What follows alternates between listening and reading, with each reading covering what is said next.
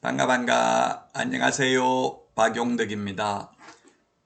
2023년 제34회 공인중개사 시험대비 기출문제 해설 강의입니다. 이번 시간은 24회 37번 문제부터 보도록 하겠습니다.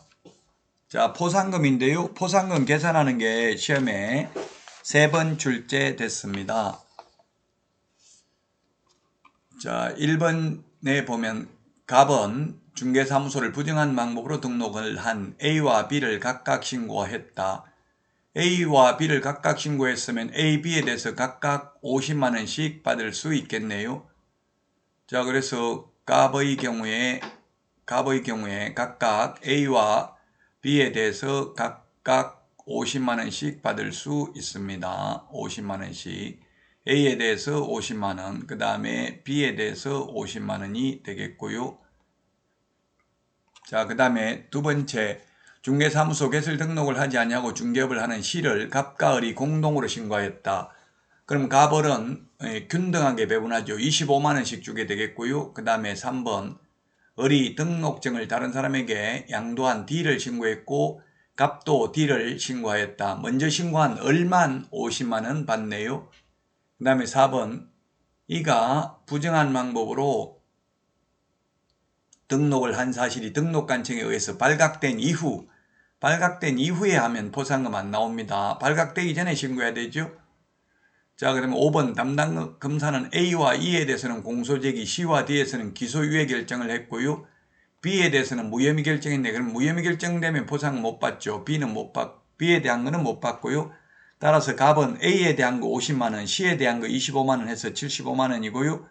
을의 경우 D를 신고한 거 50만원, C를 신고한 거 25만원 해서 각각 75만원이 정답이 되겠습니다. 1번이 정답이네요.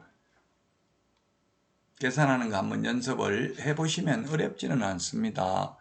다음은 38번입니다. 38번 이거는 개정 10년 전이니까 여러 번 개정이 됐죠. 그래서 지금 10년 전에 거는 시험에 안 나오니까요. 지금 현재에 맞게 고쳤습니다. 2023년도로 수정을 했습니다. 최우선 면제 받는 거는 우리 그 암기 프린터 29번에 보면 나와 있죠. 우선 면제, 최우선 면제인데 지금은 상가 건물 임대차 보호법이 적용되는 것입니다. 서울 9억, 과밀억제권역 6억 9천, 광역시 5억 4천, 기타 지역 3억 7천 이하인 경우에만 적용됩니다. 원칙적으로 적용받을 수 있는 것. 자, 그래서 기억은 9억이니까 8억에 100만원 하면 9억 이하니까 적용이 되겠습니다. 1번은 적용이 되고요. 그 다음에 기억은 적용되고 니은은 보면 인천광역시 강화군인 경우 인천광역시 강화군은 기타지역입니다. 기타지역은 얼마입니까? 3억 7천 이하인 경우 적용되는데 지금 3억 5천에다가 월차임 50만원 곱하기 100을 하면 4억이기 때문에 적용이 안 됩니다. 적용받을 수 있는 경우인데 이거는 적용받을 수 없고요. 그 다음에 디귿은 경상남도 창원의 경우 기타지역이니까 3억 7천 이하야만 적용받습니다. 과밀억제권역은 6억 9천 이하이니까 6억 적용되죠. 그래서 정답은 2번이 정답이 되겠습니다. 물론 이 금액을 초과하더라도 지금 계약갱신요구만 적용되지 않았는데 그 당시는 지금은 계약갱신요구 외에도 적용되는 게 뭐가 있느냐면 임시 표준 대개 권해 우리 암기 프린터 29번 맨 밑에 있죠. 2020년 9월 29일부터 6개월간 연체한 차임은 3개의 차임액을 연체한 것으로 보지 않는다. 표준계약서 사용권장, 대항력, 계약갱신요구권, 권리금 3개의 차임액을 연체하는 경우 해지할 수 있다. 이런 규정은 보증금과 상관없이 적용됩니다.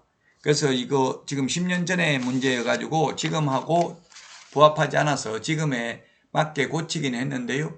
계약갱신요구뿐만 아니라 대항력 등에 있어서도 9억 초과에도 적용됩니다. 서울에서. 지금 현재 내용을 기억하시는 게 좋겠습니다. 그래서 현재 내용대로 고친 거고요. 자, 39번 문제입니다. 개업공개사 갑의 중개로 병이 을 소유의 X 토지를 매수한 후 을에게 계약금과 중도금을 지급하였다. 그 후 갑은 을이 X 토지를 정에게 다시 매각한 사실을 알게 되었다. 갑의 설명으로 옳은 것입니다. 옳은 것 모두 고르면 했는데 기억 정이 병과 을 사이의 매매계약이 있음을 미리 알았다는 사실만으로도 을과 정 사이 매매계약은 무효가 된다. 알았다는 사실만 가지고는 무효가 되지 않습니다. 적극적으로 배임행위에 적극 가담해야 이중매매는 무효가 됩니다. 자, 그 다음에 리언에 보면은 특별한 사정이 없는 한 을은 병으로부터 받은 계약금 배액과 중도금을 반환하고 매매계약을 해제할 수 있다 했는데 중도금 받았기 때문에 해제 불가능합니다. 계약금만 건 상태에서는 가능하죠. 그래서 틀렸습니다. 기억도 틀렸고요. 디귿 특별한 사정이 없는 한 병과 정 중에서 소유권이 있는 길을 먼저 하는 자가 X토지의 소유권을 취득한다. 이게 맞네요. 민법 186조 물권변동 효력은 법률행위로 인한 경우는 등기해야 되죠. 자, 그래서 3번이 정답이 되겠습니다. 옳은 것은 3번이 되겠습니다. 민법 내용이네요. 완전히. 자, 마지막 문제 40번 문제입니다. 24회 마지막입니다. 외국인 특례입니다. 옳은 것은 했는데 경매로 취득한 경우 6개월 이내에 신고해야 됩니다. 계약 이외의 원인, 상속, 경매, 환매권 행사 이런 거 6개월 이내에 신고해야 되고 안 하면 100만 원 이하의 과태료입니다. 자, 그 다음에 외국인 특례에 의해서 계약을 원인으로 취득한 경우 60일 이내에 신고해야 되고요. 물론 매매계약의 경우는 특례가 적용 안 되니까 30일 이내에 신고를 해야 되고요. 그 다음에 군문자야 우리 암기 프린터 27번에 있는데요. 군문자야에서는 미리 허가받아야 됩니다.